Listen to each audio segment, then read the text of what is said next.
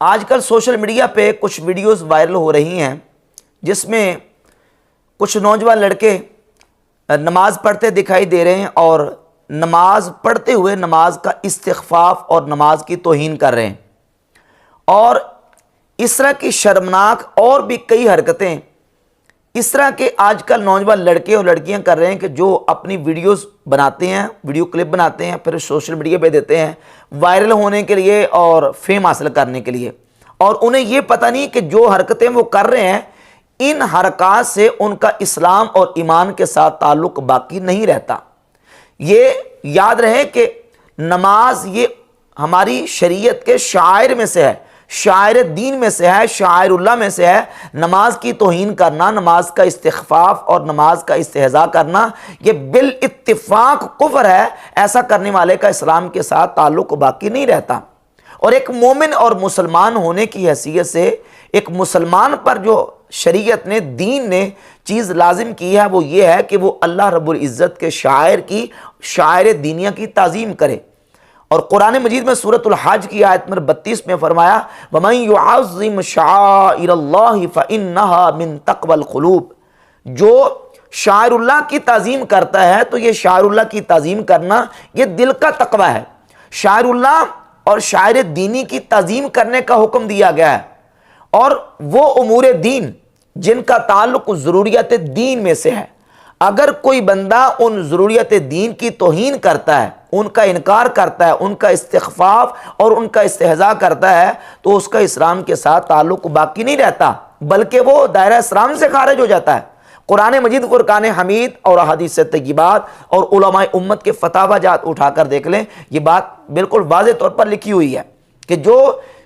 امور دینیہ جن کا تعلق ضروریات دین کے ساتھ ہے، شاعر دینیہ کے ساتھ ہے، اور ان کا استہزاء کرنا، ان کی توہین کرنا یہ صریح کفر ہے۔ قرآن مجید میں سورۃ المائدہ کی آیت نمبر 58 میں اللہ رب العزت فرماتا ہے اعوذ باللہ من الشیطان الرجیم بسم اللہ الرحمن الرحیم وَإِذَا نَادَيْتُمْ إِلَى الصَّلَاةِ اتَّخَذُوهَا هُزُوًا وَلَعِبًا، اور جب تم نماز کے لیے اذان دو تو اسے ہنسی کھیلاتے ہیں۔ ذَلِكَ بِأَنَّهُمْ قَوْمٌ لَا يَعْقِلُونَ، یہ اس لیے کہ وہ نرے بے عقل لوگ ہیں۔ نماز کے لیے جب بلایا جائے، اذان دی جائے تو یہ اذان کی توہین کرتے ہیں اور اذان کے ساتھ استہزاء کرتے ہیں۔ اب اذان کے ساتھ استہزاء کرنا، اذان کے ساتھ اذان کا مذاق اڑانا یہ بھی کفر ہے، اور نماز کا مرتبہ تو اذان سے بڑھ کر ہے۔ اور قرآن مجید فرقان حمید میں اللہ رب العزت نے سورۃ التوبہ کی آیت نمبر 65 اور 66 میں واضح طور پر فرما دیا کہ اے محبوب صلی اللہ علیہ وسلم وَلَئِن سَأَلْتَهُمْ لَيَقُولُنَّ إِنَّمَا كُنَّا نَخُوضُ وَنَلْعَبُ، آپ ان سے پوچھیں، جب سوال کریں گے تو یہ کہیں گے کہ انما کننا نخوض ونلعب، ہم تو مذاق کر رہے تھے، ہم تو کھیل کود کر رہے تھے۔ قل، ان سے فرما دیجئے اب اللہ و آیاتہ و رسولہ کنتم تستہزئون، کیا اللہ اور اس کی آیتوں اور اس کے رسول سے مذاق کرتے ہو؟ لا تعتذروا قد کفرتم بعد ایمانکم، اب بہانے مت بناؤ، تم ایمان لانے کے بعد کافر ہو چکے ہو۔ لا تعتذروا قد کفرتم بعد ایمانکم، ایمان لانے کے بعد تم کافر ہو چکے ہو۔ تو جو اللہ اور اس کی آیتیں اور اس کے رسول کے ساتھ مذاق کرتے ہیں ان کا ایمان کے ساتھ کوئی تعلق باقی نہیں رہتا۔ تو استہزاء کرنے والے، مذاق اڑانے والے، وہ اگر شاعر دینیہ اور ضروریات دین کا استہزاء اور انکار کرتے ہیں تو وہ مسلمان نہیں رہتے بلکہ کافر ہو جاتے ہیں۔ اور یہ بات ہمارے علماء نے باقاعدہ فتاوی جات میں بھی لکھ دی۔ یہ فتاوی عالمگیری ہے، 500 علماء ہندوستان نے جو ایک فتاوی کی کتاب ترتیب دی ہے، فتاوی عالمگیری، بادشاہ اورنگزیب عالمگیر رحمۃ اللہ کے دور حکومت میں 500 علماء ہندوستان نے جمع ہو کے یہ کتاب ترتیب دی۔ اس میں یہ بات واضح طور پر لکھی ہے اذا صلی الی غیر القبلۃ علی وجہ الاستہزاء والاستخفاف، کوئی بندہ نماز تو پڑھ رہا ہے لیکن نماز جان بوجھ کے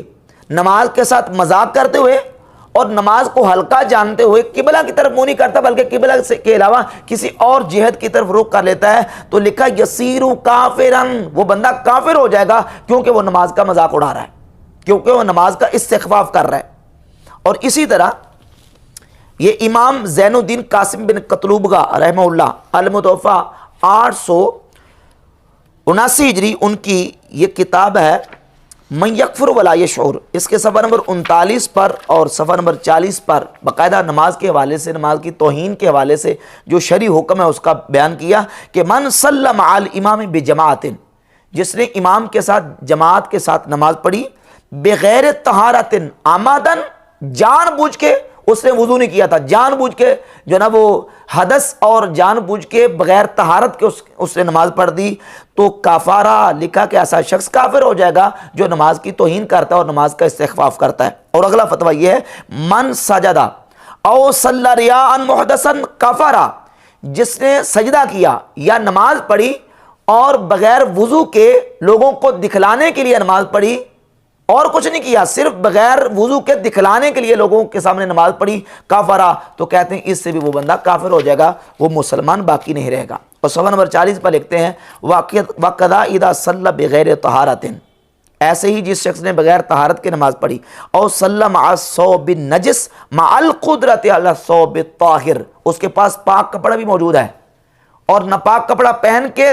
پاک کپڑے کو چھوڑ کر ناپاک کپڑے میں ہی بغیر طہارت کے نماز پڑھی، کافرہ، تو ایسا شخص بھی کافر ہو جائے گا، اس کا اسلام کے ساتھ تعلق باقی نہیں رہے گا۔ تو یہ فتاویٰ جات کی کتابوں میں بھی واضح طور پر یہ بات لکھی ہوئی ہے کہ جو نماز کا استخفاف کرتا ہے، نماز کا استہزاء کرتا ہے اور نماز کی توہین کرتا ہے،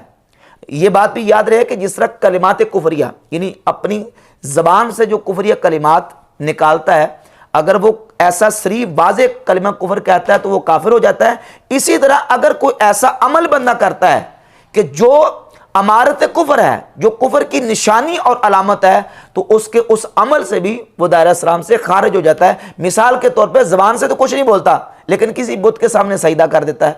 زبان سے کوئی کلمہ کفر نہیں بولا لیکن اسے نعوذ باللہ قرآن پاک کو اٹھا کے العیاذ باللہ تعالیٰ گندگی کے ڈھیر پر پھینک دیا، تو اس کا یہ عمل امارت کفر ہے، کفر کی نشانی اور علامت ہے، لہذا اس کے اس عمل سے بھی اس کا اسلام کے ساتھ تعلق باقی نہیں رہے گا بلکہ وہ دائرہ اسلام سے خارج ہو جائے گا۔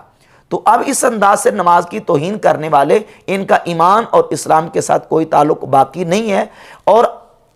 اس طرح کے اور نوجوان لڑکے لڑکیاں جو صرف اپنا فیم حاصل کرنے کے لیے، صرف ایک اپنی مشہوری حاصل کرنے کے لیے